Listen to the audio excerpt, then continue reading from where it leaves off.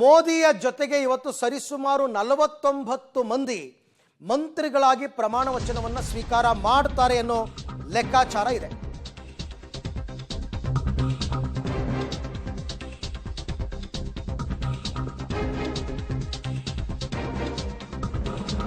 ನಲವತ್ತೊಂಬತ್ತು ಸಚಿವರು ಕೂಡ ಇವತ್ತು ಪ್ರಮಾಣ ವಚನ ಸ್ವೀಕಾರ ಮಾಡ್ತಾ ಇದ್ದಾರೆ.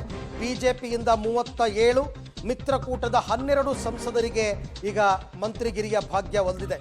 ಹಾಲಿ 20 ಸಚಿವರಿಗೆ ಮತ್ತೆ ಸಚಿವ ಸ್ಥಾನದ ಸೌಭಾಗ್ಯ. ಅಂದರೆ 2019ರಲ್ಲಿ 2.1 ನಲ್ಲಿ ಯಾರು ಮಂತ್ರಿಗಳಾಗಿದ್ರು ಅವರಲ್ಲಿ 20 ಜನ ಮಂತ್ರಿಗಳಿಗೆ ಮತ್ತೆ ಮಂತ್ರಿ ಆಗುವಂತಹ ಅವಕಾಶ ಬಂದಿದೆ.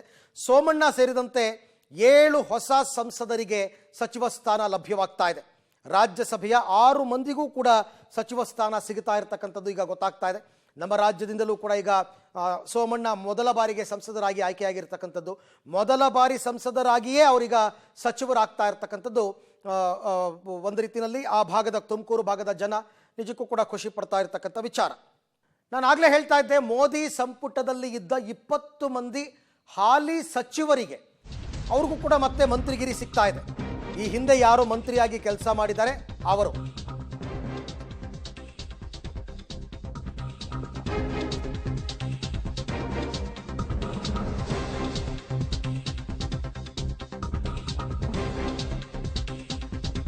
ಮೋದಿ ಸಂಪುಟದ 20 ಮಂದಿ ಹಾಲಿ ಸಚಿವರಿಗೆ ಮತ್ತೆ ಮಂತ್ರಿಗಿರಿ ಸಿಗುತ್ತಾ ಇದೆ. ಈ ಹಿಂದೆ ಸಂಪುಟದಲ್ಲಿದ್ದ 20 ಜನ ಅವ್ರನ್ನ ಮತ್ತೆ ಮೋದಿ ಅಂಡ್ ಅಮಿತ್ ಶಾ ಪಿಕ್ ಮಾಡಿದ್ದಾರೆ. ಅವರ ಕಾರ್ಯದಕ್ಷತೆ ಕಾರ್ಯಕ್ಷಮತೆಯನ್ನು ನೋಡಿ ಇವರು ಮತ್ತೆ ಇನ್ನು 5 ವರ್ಷ ಒಳ್ಳೆ ರೀತಿಯಲ್ಲಿ ಕೆಲಸ ಮಾಡ್ತಾರೆ ಅನ್ನೋ ಲೆಕ್ಕಾಚಾರದಲ್ಲಿ ಅಮಿತ್ ಶಾ, ಜೈಶಂಕರ್, ನಿರ್ಮಲಾ ಸೀತಾರಾಮನ್, ಕಿರಣ್ ರಿಜಿಜು, ರಾಜನಾಥ್ ಸಿಂಗ್, ಸೋನಾವಾಲ್, ರಾಜ್ಯದಿಂದ ಪ್ರಹ್ಲಾದ್ ಜೋಶಿ, ಶೋಭಾ ಕರಂದ್ಲಾಜೆ ಇವರೆಲ್ಲ ಮಂತ್ರಿಗಳಾಗಿದ್ದಂಥವ್ರು. ಒಟ್ಟು 20 ಮಂದಿಗೆ ಸ್ಥಾನವನ್ನು ಕೊಟ್ಟಿದ್ದಾರೆ. ಇದರ ಜೊತೆಗೆ ಪ್ರಮುಖ ಖಾತೆಗಳನ್ನು ಬಿಜೆಪಿ ಬಳಿಗೆ ಉಳಿಸ್ಕೊಳ್ತಕ್ಕಂಥ ಸಾಧ್ಯತೆ ಕೂಡ ಇದೆ. ಗೃಹ, ರಕ್ಷಣಾ ಮತ್ತು ವಿದೇಶಾಂಗ ವ್ಯವಹಾರಗಳು ಇವೆಲ್ಲವನ್ನ ಕೂಡ ಉಳಿಸ್ಕೊಳ್ತಕ್ಕಂಥ ಸಾಧ್ಯತೆ ನಾಳೆ ನಾಡಿದ್ರಲ್ಲಿ ಖಾತೆ ಹಂಚಿಕೆಯಾಗುತ್ತೆ ಅನ್ನೋ ಮಾಹಿತಿ. ಈ ಬಗ್ಗೆ ಕೂಡ ಮತ್ತಷ್ಟು ಮಾಹಿತಿ ನನ್ನ ಕೊಲೀಗ್ ಶಬೀರ್ ಅವರಿಂದ ಪಡ್ಕೊಂಡ್ಬಿಡೋಣ. ಶಬೀರ್, ಇವಾಗ ಒಟ್ಟು 49 ಜನ ಅಂತ ಹೇಳ್ತಾ ಇದ್ದಾರೆ. ಹಾಲಿ ಸಚಿವರಲ್ಲಿ 20 ಜನರನ್ನ ಉಳಿಸ್ಕೊಂಡಿದ್ದಾರೆ. ಮತ್ತೆ ಇದು ನಾಳೆ ನಾಡಿದ್ರಲ್ಲಿ ಅವರಿಗೆ ಪೋರ್ಟ್ಫೋಲಿಯೋ ಹಂಚಿಕೆ ಆಗುತ್ತೆ ಅಂತ, ಇದ್ರ ಬಗ್ಗೆ ಏನು ಡೀಟೇಲ್ಸ್ ಇದೆ?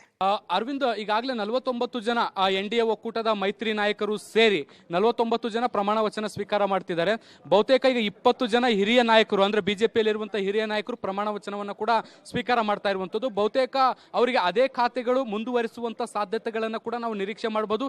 ಕೆಲವರಿಗೆ ಮಾತ್ರ ಸಣ್ಣ ಪುಟ್ಟ ಬದಲಾವಣೆಯನ್ನ ಮಾಡಬಹುದು. ಅದು ರೈಲ್ವೆ ಅಥವಾ ಅರ್ಬನ್ ಡೆವಲಪ್ಮೆಂಟ್ ಈ ರೀತಿಯಾದಂತಹ ಸಣ್ಣ ಖಾತೆಗಳನ್ನ ಬದಲಾವಣೆ ಮಾಡುವಂತ ಸಾಧ್ಯತೆಗಳಿದಾವೆ. ಆದ್ರೆ ಪ್ರಮುಖ ಖಾತೆಗಳು ಅಂತ ಏನ್ ಕರಿತೀವಿ, ಅದು ಗೃಹ ಇರ್ಬೋದು, ಹಣಕಾಸು ಇರ್ಬೋದು, ಫಾರಿನ್ ಅಫೇರ್ಸ್ ಇರ್ಬೋದು, ಜೊತೆಗೆ ಹಣಕಾಸು ಇರ್ಬೋದು, ಈ ರೀತಿಯಾದಂತಹ ಪ್ರಮುಖ ಖಾತೆಗಳೇನ್ ಬರ್ತವೆ ಆ ಎಲ್ಲಾ ಪ್ರಮುಖ ಖಾತೆಗಳನ್ನ ಬಿಜೆಪಿ ತನ್ನಲ್ಲೇ ಉಳಿಸಿಕೊಳ್ಳುವಂತ ಸಾಧ್ಯತೆಗಳಿದಾವೆ. ಇದಕ್ಕೆ ಸಂಬಂಧಪಟ್ಟಂತೆ ಕೆಲವು ಮಾಹಿತಿಗಳು ಕೂಡ ಬಂದಿದ್ದಾವೆ.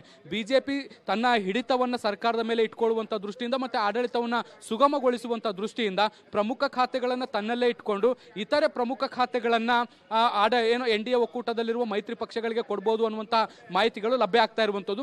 ಜೊತೆಗೆ ಈ ಹಿಂದೆ ಇದ್ದ ಸರ್ಕಾರದಲ್ಲಿ ಇದ್ದಂತಹ ಪ್ರಮುಖ ಮಂತ್ರಿಗಳಿಗೆ ಮತ್ತೆ ಸಚಿವ ಸ್ಥಾನವನ್ನ ನೀಡ್ತಾ ಇರುವಂತಹ ಹಿನ್ನೆಲೆಯಲ್ಲಿ ಅವರಿಗೆ ಅದೇ ಖಾತೆಯನ್ನು ಮುಂದುವರಿಸುವಂತ ಸಾಧ್ಯತೆಗಳಿದಾವೆ. ಯಾಕೆಂದ್ರೆ ಈಗಾಗಲೇ ಆ ಖಾತೆಯ ಹಿಡಿತವನ್ನ ಅವರು ಸಾಧಿಸಿರ್ತಾರೆ.